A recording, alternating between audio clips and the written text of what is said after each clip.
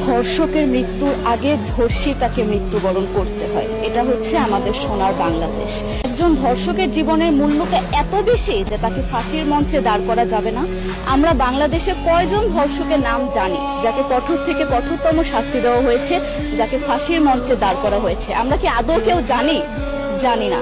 অথচ আমরা কতগুলো যারা ধর্ষিত হয়েছে তাদের নাম জানি, অনেক বড়। এই লিস্ট আসলে অনেক বড়, বলে শেষ করা যাবে না। কুমিল্লার প্রমুখ, মাগুরার আসিয়া, 2 দিন আগেও কিশোরগঞ্জে 8ম শ্রেণীর একটি ছাত্রীকে বাসা থেকে তুলে নিয়ে ধর্ষণ করা হচ্ছে। বাবার হাতে মেয়ে ধর্ষিত হচ্ছে, ভাইয়ের হাতে বোন ধর্ষিত হচ্ছে। আমরা আসলে নিরাপত্তা কোথায়? আমার মনে হচ্ছে আমরা যেন আইয়ামে জাহিলিয়া যুগে চলে গিয়েছি।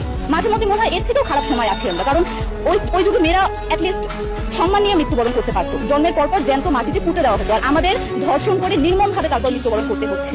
যদি সরকার আমাদের ওই নিরাপত্তা নাই দিতে পারে, তাহলে সরকারের কাছে আমাদের অনুরোধ, আমাদের জ্যান্ত মাটিতে পুঁতে দিক। আমরা বেঁচে থাকতে চাই না, আমরা সম্মান নিয়ে মৃত্যুবরণ করতে চাই। আমরা এই দেশে থাকতে চাই না যে এই দেশে আমাদের কোনো নিরাপত্তা নেই, যে এই দেশে রাস্তা দিয়ে হাঁটলে আমাদের মধ্যে একটা আতঙ্ক কাজ করে, কখন কি না কি হয়ে যায়।